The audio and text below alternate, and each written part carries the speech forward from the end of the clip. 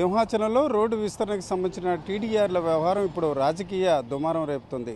నిన్న మొన్నటి వరకు వైఎస్ఆర్సీపీపై దీని వ్యవహారం ఒక రకంగా ఇబ్బందికరంగా ఉంటే ఇప్పుడు తాజాగా చూసుకుంటే కూటమి ప్రభుత్వంలోని టీడీపీపై దీని వివాదం ఇప్పుడు పైకి వచ్చింది. వాస్తవానికి చూసుకుంటే వైఎస్ఆర్సీపీ ప్రభుత్వ హయాంలో సింహాచలంలో మనం ఉన్న ఈ గోశాల నుంచి అడంవరం వరకు రోడ్డు విస్తరణ చేశారు.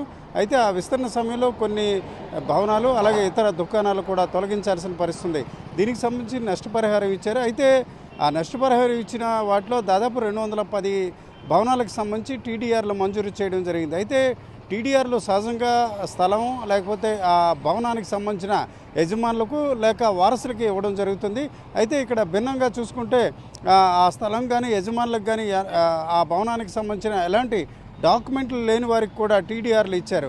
సహజంగా ఎక్కడైనా టీడీఆర్లు 1:1, 1:2 ఇస్తారు. అయితే ఇక్కడ రోడ్డు విస్తరణకు సంబంధించిన టీడీఆర్లు మాత్రం 1:4 ఇచ్చారు. అయితే నిజంగా బాధితులు ఎవరైతే అడవరం ముఖ్యంగా సింహాచలం దేవస్థానానికి నమ్ముకొని జీవనం కొనసాగిస్తున్న వారికి ఖచ్చితంగా కొంత టీడీఆర్ అదనంగా ఇచ్చినప్పటికీ నష్టం లేని పరిస్థితి. అయితే ఊహించిన విధంగా అసలు లబ్ధిదారుల కంటే ఇతరుల లబ్ధిదారులు అందులో చేరడమే దీనికి రాజకీయ వివాదానికి దారితీసింది. వైఎస్ఆర్సీపీ హయాంలో ఈ రకంగా కొందరు అప్పుడు వైఎస్ఆర్సీపీలో ఉన్న నాయకులు ఈ రకంగా ఎలాంటి అర్హత లేనప్పుడు కూడా టీడీఆర్లు పొందినట్టు నిన్న మొన్నటి వరకు ఆరోపణలు ఉన్నాయి. అయితే ఆ ఆరోపణలు ఒక రకంగా వైఎస్ఆర్సీపీపై కొనసాగుతున్న దశలో ఇప్పుడు తాజాగా చూసుకుంటే ఆ జీవోను రద్దు చేయాలంటూ జనసేనకు సంబంధించిన కొందరు నాయకులు ఇప్పటికే పిటిషన్ దాఖలు చేశారు. ఇది విచారణ ఇలా ఉంటుండగా ఈ ప్రాంతానికి చెందిన ఎమ్మెల్యే గంటా శ్రీనివాసరావు మాత్రం యథావిధిగా జీవోను అమలు చేస్తూ టీడీఆర్లు ఇవ్వాలని తాజాగా చెప్పడం ఒక వివాదానికి దారితీసిన పరిస్థితి.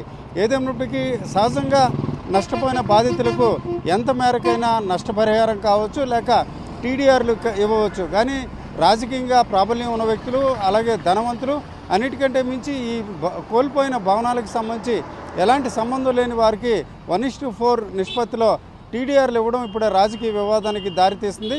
ఏదేమైనప్పటికీ దీనిపై కూటమి ప్రభుత్వం ఇప్పటికే విచారణకు ఆదేశించింది. అసలు లబ్ధిదారులకు మాత్రమే టీడీఆర్లు కావచ్చు లేక స్ట్రక్చరల్ నష్టపరిహారం అందే రకంగా చర్యలు తీసుకోవాలని ఈ ప్రాంత వాసులు కోరుతున్నారు.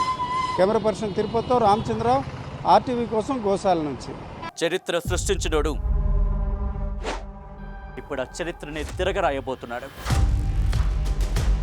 అబద్ధాల గోడల్ని బద్దలు కొట్టి నిజాలను రాగా మీ ముందుంచబోతున్నాడు. నిజమైన వార్తల కోసం వెంటనే డౌన్లోడ్ చేసుకోండి రా యాప్ని.